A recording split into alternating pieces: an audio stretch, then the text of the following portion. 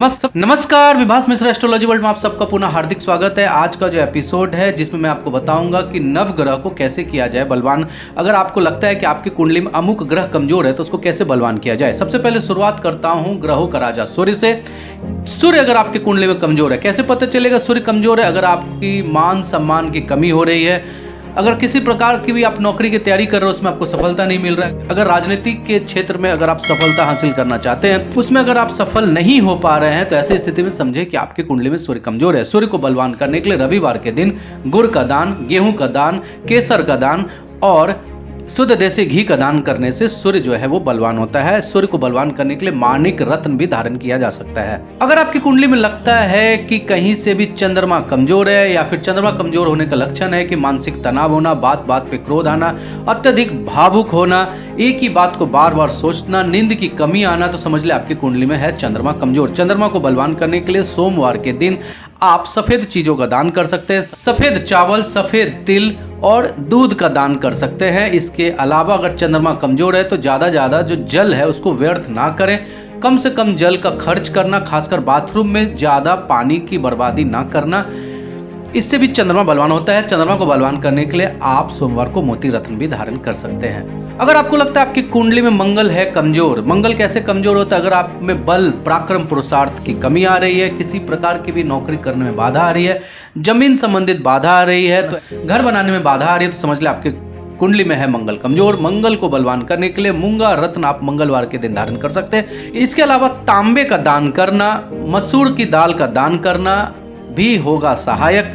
तो अपने छोटे भाई से संबंध अच्छा रखना भी होगा सहायक। अगर आपकी कुंडली में है मंगल कमजोर तो ये उपाय करें जिससे मंगल हो जाएगा बलवान। बुध अगर कमजोर हो तो शिक्षा में बाधा आती है। बुध अगर कमजोर हो तो कहीं ना कहीं से रिश्ते में जो आपके बुआ हैं, आपकी बहन है, वो है बुध, तो इसको रखे आप प्रसन्न तो बुध हो जाएगा बलवान। साथ साथ जो किन्नर है वो भी है बुध का कारक, तो बुधवार के दिन उनको कुछ पैसे दे।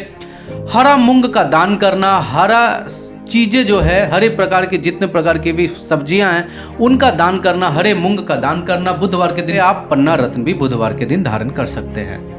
अगर आपको लगता है कि आपकी कुंडली में है बृहस्पति ग्रह कमजोर, बृहस्पति के कमजोर होने से विवाह संबंधित समस्या आती है, विवाह के पश्चात समस्या आती है, संतान होने में समस्या आती है, पद प्रतिष्ठा की कमी आती है, शिक्षा में बाधा आती है। अगर आपको लगता है कि ये सब चीज आपके साथ हो रहा है यानी कहीं ना कहीं आपकी कुंडली में है बृहस्पति ग्रह कमजोर, बृहस्पति को बलवान करने के लिए पीला पुखराज धारण किया जा सकता है। गोटिया हल्दी का गांठ दाहिने बाजू में बृहस्पतिवार के दिन बांधा जा सकता है। केले का जड़ में भगवान विष्णु की पूजा की जा सकती है। इसके अलावा कभी भी भूल के भी ब्राह्मण का अपमान ना करें। बृहस्पति को बलवान करने के लिए पीली वस्तु का दान किया जा सकता है, जिसमें पीली हल्दी हो, पीला फल हो, पीला केला हो या पीली जो भी चीजें हैं, पीला वस्त्र का भी दान करने से बृहस्पति का शुभ प्रभाव जो है वो देखा जा सकता है।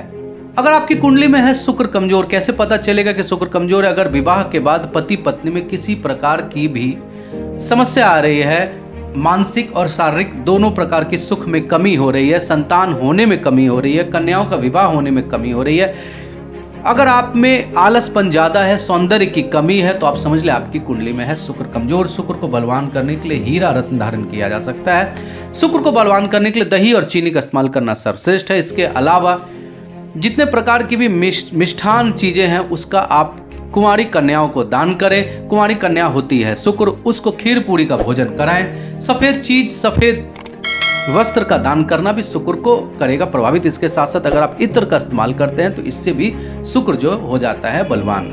अगर आपकी कुंडली में है शनि कमजोर, आपको लगता है कि आपकी कुंडली में कहीं शनि कमजोर है, तो बार बार आपको असफलता का सामना करना पड़ता है, अपयश झेलना पड़ता है, कोई भी काम में बहुत मेहनत करने के पश्चात भी सफलता हासिल नहीं हो पाता है। ऐसी स्थिति में अगर आपको लगता है कि शनि कमजोर है तो शनिवार के दिन आप सफाई कर्मचारी हो, घर में काम करने वाली महिला हो, कुष्ठ रोगी हैं, जो जितना प्रकार के भी जो रोगी हैं उनका आप मदद करें। और शनि संबंधित चीज जो लोहा, काला तिल, काला उड़द का दाल का भी दान करना शनि के प्रकोपों से बचाएगा। इससे शनि का आशीर्वाद भी आपको मिलेगा। अगर आपकी कुंडली में लगता है कि कहीं ना कहीं राहु कमजोर है, राहु अगर कमजोर है तो घर की इलेक्ट्रॉनिक्स चीजें जो है बार बार खराब होती है, रिश्ते में दरारपन आता है, घर में जो अगर नल है वो टपक रही है, किसी प्रकार की भी समस्या आ रही है, अगर अचानक अच्छी नौकरी छूट जाती है, अच्छा व्यापार छूट जाता है, बार बार जगह का तबादला होता है, तो आप समझ ले आपकी कुंडली में है राहु कमजोर। राहु को ठीक करने के लिए हमेशा आप काले वस्त्र का दान करें। पानी वाला जो नारियल वो भी राहु है, उसका भी दान करें। शनिवार के दिन जितने भी गरीब हैं उसको खाद्य सामग्री का दान करें। गोमेद रत्न को धारण करने से भी राहु होता है बलवान।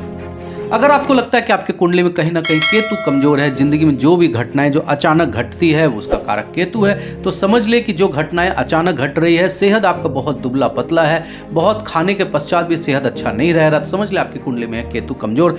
केतु को ठीक करने के लिए लहसुनिया, जिसको कैटसाई रत्न है, उसको धारण किया जा सकता है। बहुत ज्यादा गर्मी हो ऐसी स्थिति में अगर आप पानी की व्यवस्था करते हैं, या बहुत ज्यादा ठंड हो ऐसी स्थिति में गरीबों को कंबल की व्यवस्था करते हैं, तो इससे केतु हो जाता है प्रसन्न। केतु को खुश करने के लिए बुधवार के दिन भगवान गणेश को दूर्वा और घी के साथ हवन करने से, ओम गण गणपते नमः मंत्र का जाप करने से, वक्रतुंड महाकाय कोटि सूर्य संप्रभ निर्विघ्न कुरु मे देव सर्वकार्येषु सर्वदा, इस मंत्र का जाप करने से केतु का आशीर्वाद मिलता है, केतु देव होते हैं प्रसन्न। इसके अलावा काली चींटी को सूजी और चीनी का चूरमा बना के देने से भी जो केतु प्रसन्न होता है। तो आज के एपिसोड में हमने आपको बताया कि नवग्रह अगर आपका है कमजोर तो उसको प्रसन्न करने के लिए आप क्या उपाय करें, घरेलू उपाय से या फिर रत्न के सहायता से आप उसको कैसे बलवान करें। उम्मीद करता हूं यह एपिसोड आपको पसंद आया होगा। नीचे कमेंट सेक्शन में बताएं। नमस्कार।